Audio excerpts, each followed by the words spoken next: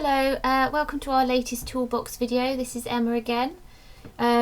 You'll find me looking at the Elgin Chamber of Commerce Instagram feed. Today we're going to be talking to Sonia, who most of you will know. She manages the social media for the Chamber of Commerce and also for the OWL and GNM. And we're going to be talking to her about content generation and how that has developed over the last few months in response to COVID, and how the Chamber has been supporting local businesses. And we really highly encourage you to have a look at the Instagram and the Facebook feed for the Chamber to get some ideas, to see how other businesses have been looking at social media and using social media.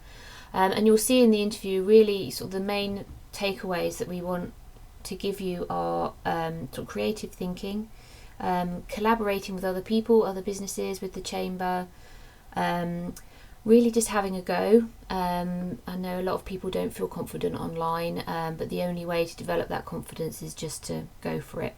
And nothing is permanent, you can always delete it or edit it.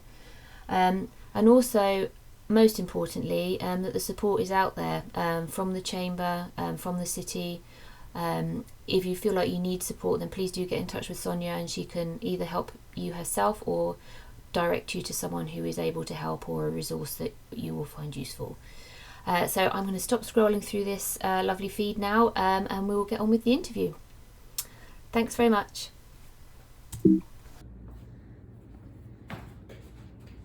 Hello everyone. Oh, my mask down now. We're here at the Chamber with Sonia, and I'm Emma. You'll have recognised me hopefully from our previous videos. We're going to talk a little bit about content generation and sort of managing social media with a specific task in mind. So, Sonia, hello. Hi. So for people who don't know you, Mm-hmm. do you want to give a little bit of information about background and the work you do here at the Chamber? Yeah, so what I do is business development and marketing support for our members, and I go back with the Chamber for many years, because I first started a business here when my girls were in elementary school with my brother, and the first thing we did is join the Chamber and signed up to serve on some committees, and tourism was something I was really fond of because I could help promote that in the town that I had lived in and loved. And so I've been a member, and then once they got into high school and my older daughter graduated, I went to work for the school as a receptionist, and I got to know a greater community of people. Enjoyed that tremendously. I mean, working with students and then working with families, and I mean, pretty much I got to know more people and then more about them. And then once my youngest graduated, Gina and I were talking, and how she was looking for somebody full-time and wanted to do more marketing, and I thought, well, this would be a great opportunity for me. She was looking to retire soon, and thought this would be a good time to transition. And then of course, you know, we got into it a couple of years, and COVID hit this year, and everything got changed around. Shifted, yes, and shaken quite a bit. And so we started to try new things, new ways to promote events that we weren't able to have, but activities that continue to connect us, and providing opportunities for people to see you know, what our town was doing, what our businesses were doing, what our members were active in. And so social media became that quite a big part of that. Yes. And on top of the work you've been doing with the Chamber, you've also been supporting Molly, who runs GNM and the OWL. Yes, so Molly approached me in April, I believe, and asked if I would want to be a part of her media team, and I jumped on it. Yeah. because during COVID, when it first hit, I was really anxious to find ways to support our businesses. Yeah. And I thought, boy, this would be a really good opportunity for me because Molly, the Owl, G&M, I mean, just so important to the downtown. I'm just gonna pause because I can hear a train Yes. coming. So I'm gonna pause the video Yeah, while the train goes. here. Yeah, while the train goes past, and then we will start up again. Okay, the train has gone. We can hear ourselves think again. So we just had a little bit of background about Sonia and her work at the Chamber and supporting the Owl for the last few months. Obviously the COVID pandemic has meant big changes for a lot of businesses and particularly small businesses. What are the main challenges that you think local businesses have been facing? Well, that they had to close originally to the public, or there couldn't be as much in-store activity, or restaurants had to change the way they did business. We had to change the way we meet people. Chamber luncheons were no more, and so we had chamber meetings, virtual meetings, where we got to do some of the same activity where people would talk about their business and what they were doing to, that they were forced to do, but then also creative ways to get people in the door or to find more clients. And other challenges were to connect these businesses that were used to, walking, meetings, that were used to events that would bring us together. Excuse me while I answer that. That's all right. Let me pause. Okay, so third time's the charm. So what we did, we were able to do is work with the city, specifically Amy Miller and LaRicha Parks. And LaRicha and I got on the phone and started calling all of the businesses in our town, in our community, to find out contact information, to see what they were doing, were they open, were they closed, and to see if we could get some sort of online presence, so we can connect, people that were still looking for their services or needed them. And that list is now available on the elgintx.com website. And if you come to the Chamber's website, we'll have a link to it. Okay. But so that was a really great thing that we were able to accomplish. And so what the Chamber did is we added those any contact information that we were able to collect for non-members, and we added that to our weekly email, giving them information about the COVID updates. And in the beginning, that was mostly what they needed, because it's like, just tell me what I need to be doing. And then the next thing that we were able to do is give them information about activities in the city, and also share with them what other businesses were doing. And so when you start to realize that not everybody's closed, and there are some ways to still keep your doors open, and a big way was social media and online presence. So as people started struggling with that, if you don't already have a store, well then all of a sudden you have to put all your merchandise on a website or on an online store, and which is not a bad thing, because for a lot of that time, we didn't have anything to do. We were just waiting, for news. And so during that downtime, those people that were very actively, taking the photographs and looking for ways to get online, were productive when we started back up slowly. And so that was a big challenge. And so people also were having to meet virtually. And to meet virtually, you have all of a sudden to become familiar with Zoom, and do I need to download an app, or do I need to make my stuff vulnerable to the outside world, in order to be a part of one meeting, or Yeah. however many, we didn't know how many meetings were to come. Yeah. And so, that, and people that weren't on Facebook or weren't on Instagram, oh, I don't do that. Well, now they were having to reconsider, because that's how a lot of people were communicating Yeah. and sharing their store hours, or the fact that they were online now. Yeah. And so how do you start an Instagram account? And once you're on, how is it different from Facebook? Yeah. Yeah. And why would I need, and if I go to Facebook, do I need a business account, or can I do it on my personal Facebook? Yeah. And then how do I upload an image or a photo if I take it? Yeah. And what size does it need to be? Yeah. Yeah. And what are hashtags? All of that. Yeah. So for a lot of people, it was a really steep learning curve, and quite time consuming as well, at what was a very stressful time. Yes. So how did the Chamber use its own social media to help support people? So we had already been pretty active on social media. And so what we started to do is, first of all, Western Days was the big event.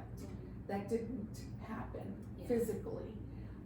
But another big event happened, and that was that the board got together and decided, why not come up with a way that our supporters still can contribute and sponsor us, and let them, we'll let them know how we're doing and how this isn't going to happen for us. Yeah. And then, and perhaps by creating an opportunity. Yeah. Oh, we've got some visitors. I'm going to pause it now. Well, it's good to see we're still getting visitors. Yes. Yes, so social media, the Chamber's social media presence was already up and running prior to COVID. So you just made some changes to the way you were using it? Or? Well, so then we did the t-shirt and put it out there for everybody to know that we have a Western Days event that's been postponed, and then use social media to sell it, to push it, and then also it was available for purchase at our local banks, which are still open, and then Dorothy's, and the Firewild and the Farmers Market. So we were able to advertise those businesses as having that t-shirt and directing, traffic there. We also did a membership push, that it's better to be together at this time than it is to be apart. Yeah. So why not join the Chamber now? Yeah. And so we did a campaign, join us, and then we also did a Foodie Friday promotion, and where we asked Chamber members, what's your favorite food to eat? Because a lot of times we push a certain pizzeria or Mexican restaurant, but people want to know, what is it that you're eating there? And when we go out to eat with friends, that's how we discover new things on the menu. Well, we weren't doing a whole lot of that. So instead we asked members to recommend, what is your favorite food to eat? And there were like 5 favorite foods, and so every Friday we would promote those foods. And to be perfectly honest, I would go, because at times I wouldn't be able to find photos of that particular food item. Right. So I would order it for myself. Yeah. And I enjoyed a lot of those meals, and I discovered, like the pepper shrimp, at Beijing's. And, so it sounds like a lot of it was really looking at what we used to do, and then thinking about how you can do those same things in the virtual space.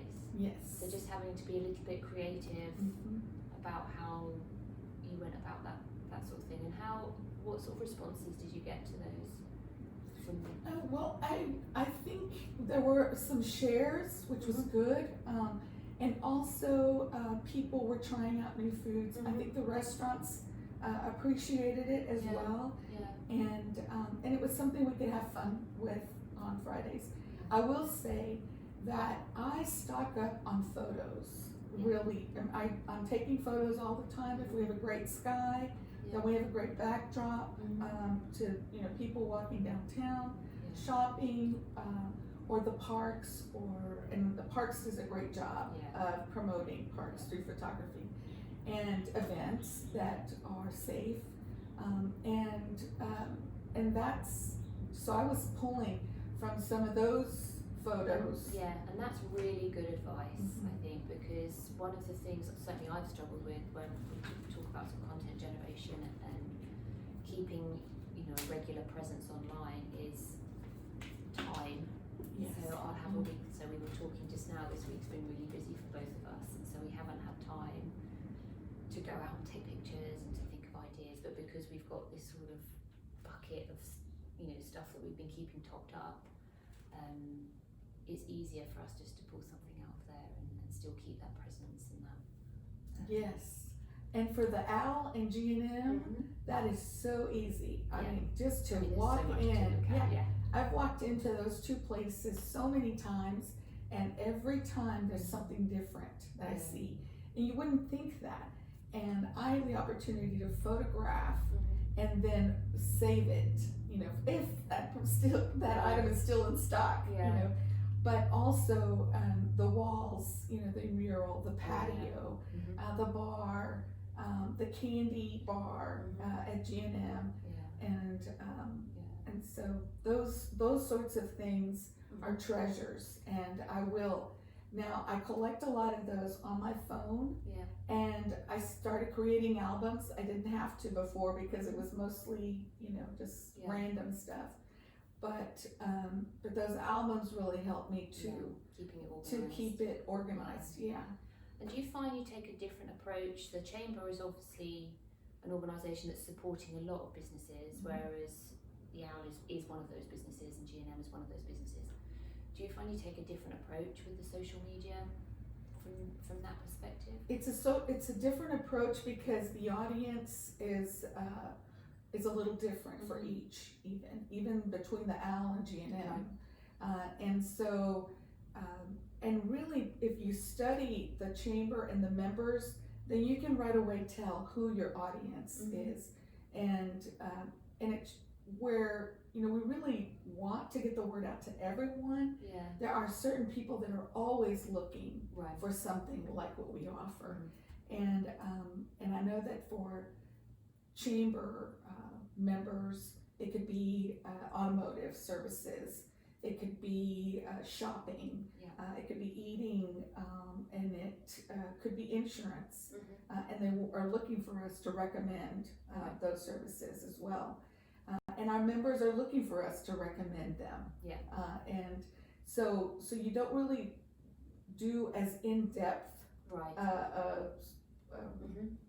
presentation as you can for, like, when you have a specific client like the OWL or G&M, because then it's all about the OWL and it's all about G&M. But it is always about the people that run those businesses. Always. If there's a connection that you and I have, Emma, then I want to spend more time with you. So what is it that we have in common? What businesses do we have in common?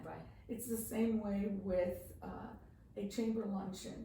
You gravitate to those people that enjoy perhaps the food that you're eating or the topic, because the topic of discussion or the presentation that day is going to attract different people.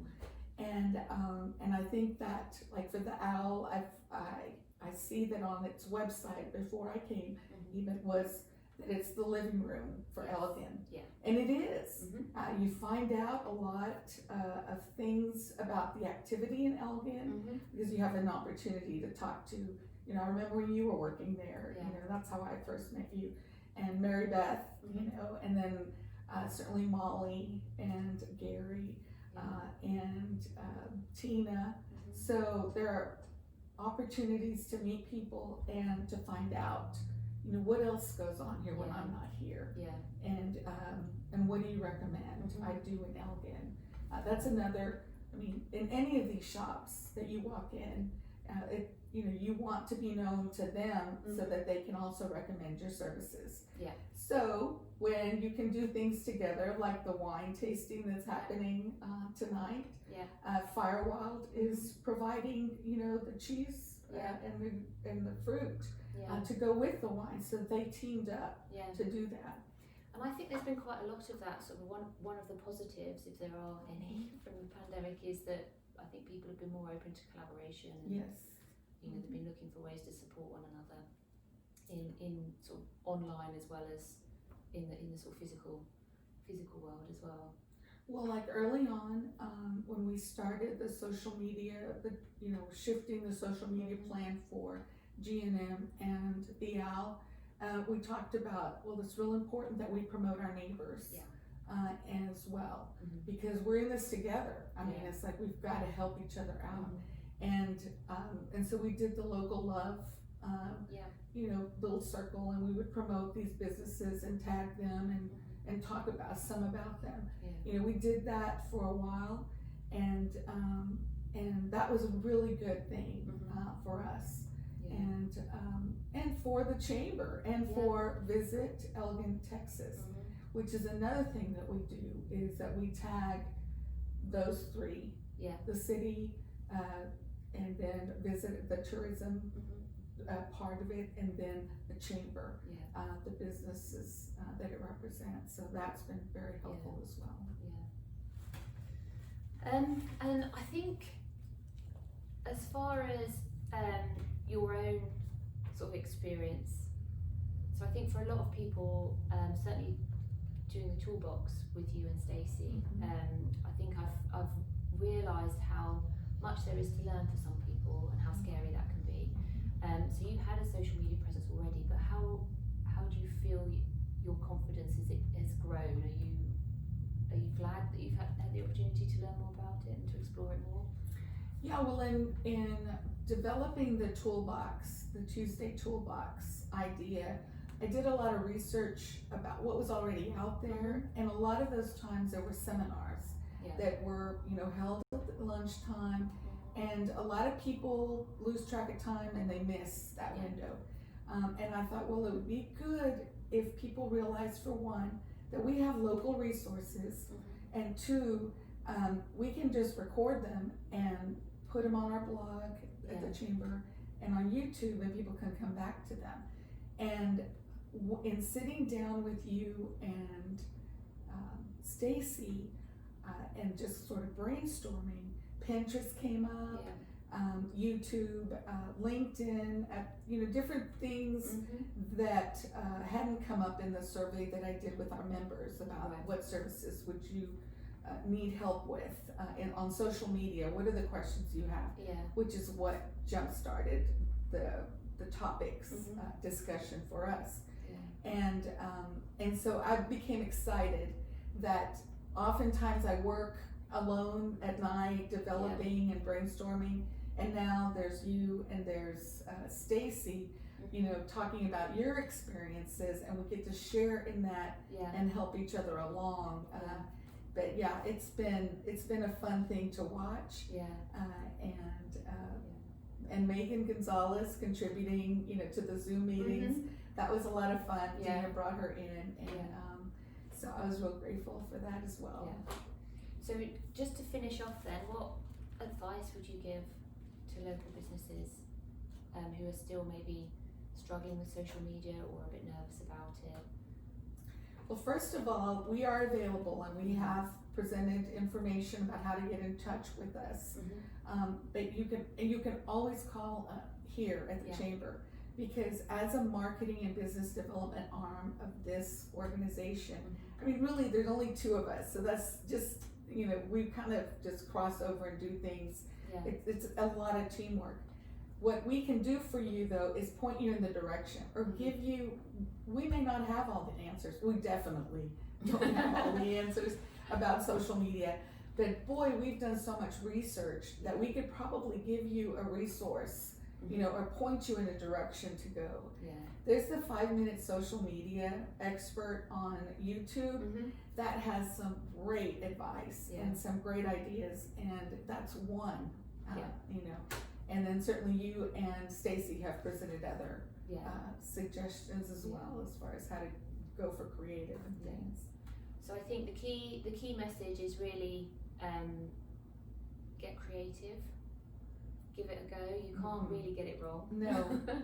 You just have to keep, like anything else, practice. Yeah. Put it out there. Yeah. See what kind of response you get. Yeah. You can always delete the post later if you don't. Exactly. You can edit as many times Yeah. as you want, Yeah. but you really, until you get a feel for it, you're not going to feel confident in doing it. And I think most importantly that the support is there for you. It is. Yeah. Definitely. And certainly Stacey and I have really enjoyed doing this. Good. Yeah. And we've learned from each other as well. Good. Like you say, sort of sharing ideas. Yes. And things like that. Well, thank you very much. Well, thank you, Emma. This has been fun. It's been nice to talk to you. Yeah. All right. I'm gonna go turn this off one last time.